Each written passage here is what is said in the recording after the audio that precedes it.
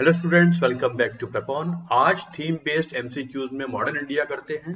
खास तौर से ईस्ट इंडिया कंपनी का जो समय था वहां से कई बार क्वेश्चंस आ जाते हैं और usually land revenue based land revenue system था उससे संबंधित क्वेश्चन आते हैं, या trade and commerce impact of British rule in India, यहाँ से क्वेश्चन अक्सर प्रीलिम्स में आ जाते हैं। तो पहला क्वेश्चन है, with reference to the rule of East India Company the term investment मेंट। ईस्ट इंडिया कंपनी के संदर्भ में एक टर्म इन्वेस्टमेंट इस्तेमाल होती है, इसका मतलब क्या है? क्या इसका मतलब यह है कि भारत में व्यापार करने के लिए इंग्लैंड से जो पैसा कंपनी लाती थी वो है, या भारत के ही पैसे से भारत का सामान खरीद के इंग्लैंड भेज देना ये इन्वेस्टमेंट था, या जो कंपनी लोन रेज करती थी इंग्लैंड में भारत में व्यापार करने के लिए ये इन्वेस्टमेंट था, या इनमें से कोई भी नहीं था? हम जानते हैं कि 1765 में जब ट्रीटी ऑफ अलाहाबाद साइन हो गई थी मुगल एम्पर के साथ, उसमें फिर दीवानी अधिकार पूरे बंगाल, बिहार, उड़ीसा के मिल गए थे। अब ये जो रेवेन्यू कलेक्शन राइट्स इनके पास थे, जिन्हें हम दीवानी अधिकार कहते थे, इससे इनके पास पैसा आने लगा है। अब ये 1765 से पहले, बैटल ऑफ बक्सर से पहले, ये इंग्लैंड से सिल्वर और गोल्ड लाते थे जिससे भारत में सामान खरीद के इंग्लैंड भेजते थे, लेकिन अब 1765 के बाद भारत के ही पैसे से भारत का सामान खरीद के इंग्लैंड भेजेंगे, वहां से कुछ भी वापस नहीं आएगा, जिसे दादा भाई नौरोजी ने ड्रेन ऑफ वेल्थ भी कहा। तो इसका आंसर, इन्वेस्टमेंट का आंसर, इस क्वेश्चन का आंसर बी है। इन्वेस्टमेंट का मतलब ये नहीं है कि इंग्लैंड से पैसा लाके यहाँ इन्वेस्ट करना, भारत के ही पैसे से भारत का सामान खरीद के इंग्लैंड भेज देना, बदले में कुछ भी ना मिलना, इन्वेस्टमेंट कहलाता था। Consider the following statements about economic impact of the British rule. During the British rule, the moneyed classes were keen to buy land and become landlords. अंग्रेजों के समय में बिल्कुल था, जिनके पास पैसा है वो जमीन खरीद के लैंडलॉर्ड बनना चाहते थे। अंग्रेजों ने एक डेवलपमेंट ये किया है कि जमीन को सेलेबल बना दिया है, अब जमीन बिकने लगी है, कमोडिटी हो गई है। इससे पहले भारत में सिस्टम ऐसा नहीं था। तो जिनके पास पैसा था वो जमीन खरीद के लैंडलॉर्ड बनना चाहते थे, बिल्कुल सही है। One of the reasons was that there was no effective outlets of investment for their capital in the industry.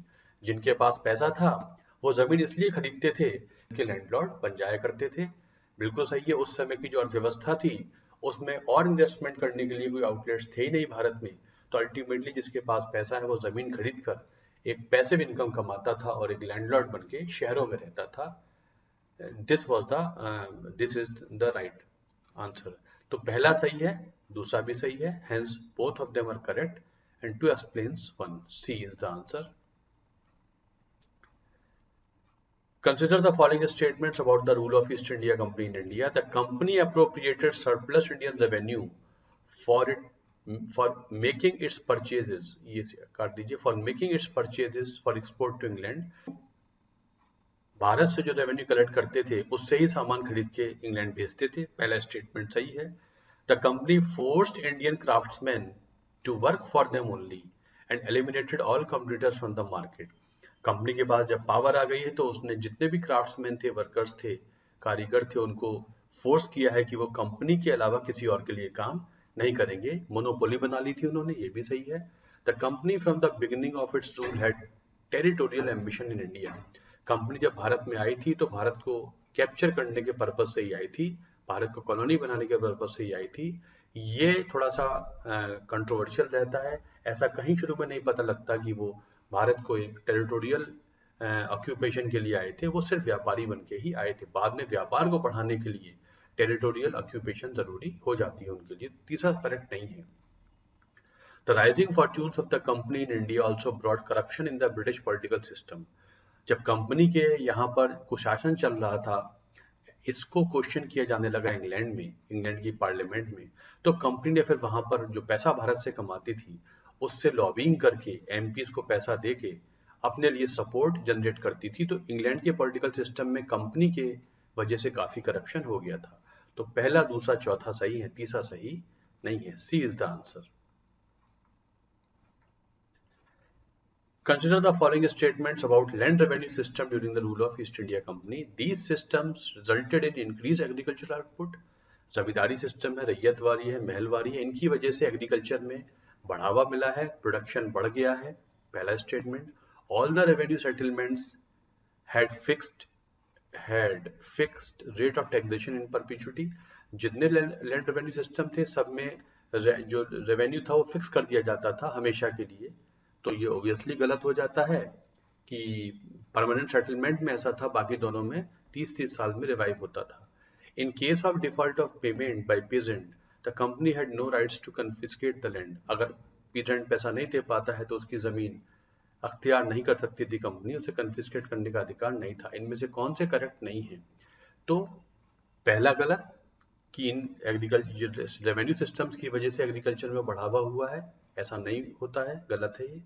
और मैंने आपको बताया परमानेंट सेटलमेंट को छोड़कर बाकी किसी में भी लैंड रेवेन्यू फिक्स नहीं था, और कंपनी के पास अधिकार था कि अगर पैसा नहीं दे पाता है, रेवेन्यू नहीं दे पाता है किसान, तो उसकी जमीन बेच के रेवेन्यू रियलाइज कर लिया जाता था। तो तीनों ही गलत हो जाते हैं, तीनों ही करेक्ट नहीं है। A is the answer. Which of the following were not objectives of implementation of permanent settlement? जो जमींदारी व्यवस्था शुरू हुई थी इसमें इनमें तीनों में से कौन सा इसका उद्देश्य नहीं था?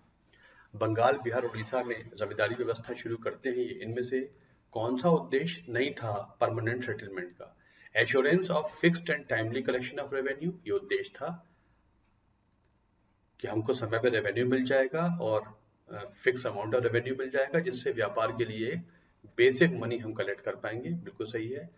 दूसरा, to satisfy the demands of Indian land holders led by Ram Mohan Roy. दूसरा, इंडियन लैंड होल्डर्स डिमांड कर रहे थे कि आप एक मुश्त पैसा ले लीजिए, लैंड रेवेन्यू फिक्स कर दीजिए, राम मोहन राय उन्हें लीड कर रहे हैं। ये गलत है स्टेटमेंट, ऐसा नहीं था। It was not for the demands of landlords, उनके अपने व्यापार से संबंधित उद्देश्य के लिए ही उन्होंने इसे शुरू किया था। कंपनी सभी किसानों से पैसा वसूल करे, इससे अच्छा है कुछ जमींदारों को अधिकार दे दे, उनके कंपनी के बिहाफ पे जमींदार पैसा इकट्ठा करके देंगे। कुछ जमींदारों से डील करना आसान है इन कंपेरिजन टू सभी किसानों से डील करना है, इसलिए कंपनी ने अपने एडमिनिस्ट्रेटिव कन्वीनियंस के लिए और फिक्स रेवेन्यू समय पे मिल जाए इसके लिए परमानेंट सेटलमेंट शुरू किया था। To secure increase in agriculture produce for trade benefits of the company, ये भी सही है। उनको लगा था जब जमींदारों को अधिकार दे दिया जाएगा कि आप पैसा कलेक्ट करके दीजिए, तो उससे उनका इंटरेस्ट बढ़ेगा, वो जमीन में पैसा लगाएंगे और इससे एग्रीकल्चर प्रोड्यूस बढ़ेगी और हमारे व्यापार में इससे फायदा होगा। तो ये दोनों ही उद्देश्य हुआ करते थे परमानेंट सेटलमेंट के, दूसरा वाला उद्देश्य नहीं था, इसलिए इसका आंसर 1 and 3 हो जाता है। B is the answer.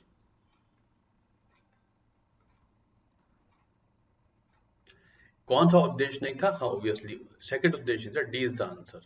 उद्देश्य कौन सा था तो फर्स्ट एंड थर्ड हो जाएगा, कौन सा नहीं था तो D is the answer, hence answer is D. Consider the following statements about pattern of companies policy after battle of Plassey. Plassey के बाद कंपनी की पॉलिसी का पैटर्न क्या रहा? Company used its political power to acquire monopolistic control over Indian trade. मैंने आपको बताया company के पास जो पॉलिटिकल पावर आ गई थी उसने फिर उसका इस्तेमाल करके किसी और को टिकने नहीं दिया, सारे कॉम्पिटिटर्स हटा दिए, इंडियन हो या फॉरेनर्स हो। It force weavers of Bengal to sell their produce at cheaper rates. अब उनके पास मोनोपोली थी तो उन्होंने वीवर्स को मजबूर कर दे सकते हैं और कंपनी को भी बेचेंगे तो कंपनी मनमाने दामों पर उनका सामान खरीदेगी। It eliminated it's rival traders and prevented them from offering higher wages or prices to craftsmen in Bengal। ये भी सही है। जो भी उनका राइवल ट्रेडर्स हुआ करते थे उनको उन्होंने प्रिवेंट किया कि वो कुछ और बेहतर ऑफर कर ही नहीं सकते हैं। तीसरा भी सही है। The increased export resulted in increased agriculture output which was beneficial for Indian peasant. ये गलत है। इससे एक्सपोर्ट एग्रीकल्चर बढ़ा है या एक्सपोर्ट बढ़ गया है, ऐसा कुछ इंडियन पीजेंट्स के लिए बेनिफिशियल है, ये नहीं होता है। एक्सपोर्ट तो बढ़ा है क्योंकि कंपनी के पास पैसा आ गया है, लेकिन इससे पीजेंट्स को फायदा हुआ है, ये नहीं होता है। Indian peasants were not benefited even though company could export more and more things from India. तो 1 2 3 पैटर्न में दिखाई पड़ते हैं। A is the answer. Consider the following statement. In the mid-19th century, railways was started in India as a state enterprise. Dalhousie के समय 1853 में passenger train शुरू हो जाती है, तो ये सरकार जो ईस्ट इंडिया कंपनी थी उसका एंटरप्राइज था, गवर्नमेंट का एंटरप्राइज था। पहला statement. In laying down the railway lines the British kept into consideration the needs of Indian industries. और रेल लाइन इस तरीके से बिछाई गई थी कि भारतीय जो उद्योग थोड़ा बहुत है उसकी नीड्स को भी ध्यान में रखा गया था। तो ये दोनों ही स्टेटमेंट गलत हो जाते हैं। ये प्राइवेट एंटरप्राइज के तौर पे शुरू हुआ था और कंपनी ने सिर्फ अपने व्यापार को देखा था, कैसे सोर्स ऑफ रॉ मटेरियल से पोर्ट ऑफ एक्सपोर्ट या एम्बार्गेशन उन्हीं को कनेक्ट किया गया था। इंडियन इंडस्ट्रीज का इसमें ध्यान नहीं रखा गया था। अपने सिर्फ व्यापारिक फायदे के लिए उन्होंने रेल लाइन इस तरीके से बिछाई थी जिससे उनके व्यापार को फायदा हो। तो दोनों ही गलत हो जाते हैं। D is the answer. देखिए एनसीईआरटी का ये पैराग्राफ है। It was decided that Indian railways were to be constructed and operated by private companies who were guaranteed a minimum of 5% return on their capital by government of India from NCERT. तो और इसमें कहीं भी the rail lines were primarily laid primarily with a view to linking India's raw material producing areas in the interior with the ports of export. The needs of Indian industries regarding their markets and sources of material were neglected. Indian industries का इसमें कोई ध्यान नहीं रखा गया था। तो दोनों ही गलत हो जाते हैं। After few years of implementation of permanent settlement in Bengal, nearly half of the zamindari lands were put on sale. बिल्कुल सही है। कुछ ही समय बाद जमींदार जमीन बेच के जाने लगे हैं। वो कंपनी का जो लैंड रेवेन्यू है वो देने में असमर्थ है, तो वो जमीन सेल में लगा देते थे और अपने को वहां से हटा लिया करते थे। This sale of land resulted from the migration of landlords to urban areas due to peasant revolt. और ये दूसरा स्टेटमेंट ये कह रहा है कि वो इसलिए जमीन बेच के चले जाते थे क्योंकि वो पीजेंट्स के विद्रोह हो रहे हैं बहुत सारे और वो उन विद्रोह को झेल नहीं सकते। इसकी वजह ये नहीं थी कि वो पीजेंट रिवोल्ट्स की वजह से जमीन बेच के जा रहे हैं, वो लैंड रेवेन्यू देने में असमर्थ थे इसलिए वो बेच के जा रहे थे। तो पहला सही है, दूसरा गलत है। The British land revenue systems had made land saleable, mortgageable and transferable. बिल्कुल सही है। बेच सकते थे, गिरवी रख सकते थे और ट्रांसफर कर सकते थे। बिल्कुल सही है। उन्होंने एक कमोडिटी बना दिया था लैंड को, वो बेची जा सकती है, वरना वो लैंड रेवेन्यू कैसे रियलाइज करते। If the land had not been made saleable and transferable the British would find it difficult to realise the revenue from the cultivator. बिल्कुल सही है। अगर वो ऐसा नहीं करते तो फिर वो रेवेन्यू कलेक्शन कैसे कर पाते जो उनके व्यापार के लिए बहुत जरूरी था। तो दोनों ही सही हो जाते हैं। C is the answer. Which of the following land revenue systems introduced by the British covered major part of cultivable land? अंग्रेजों ने 3 सिस्टम शुरू किए थे। इसमें सबसे ज्यादा कौन सा सिस्टम सबसे ज्यादा जमीन पर चलता था? तो इट वाज रैयतवाड़ी सिस्टम। लगभग 51% of the cultivable land was under Ryotwari system, जो बॉम्बे और मद्रास में चलाया गया था। Thomas Munro played a very important role in Rayatwari system. It was implemented in Madras by Thomas Munro and Elphinstone in Bombay. Of all the cultivable land, Rayatwari system had 51% of the cultivable land under its implementation. B is the answer. So these were certain questions related to the land revenue systems of the British East India Company and certain questions related to trade and commerce. These questions are very important. इनको आप ध्यान से सुनिए और revise करिए बार बार। और videos भी मैंने डाले हैं। प्लीज वीडियो को शेयर कीजिए, लाइक कीजिए। It is very very important for your exam. Thank you.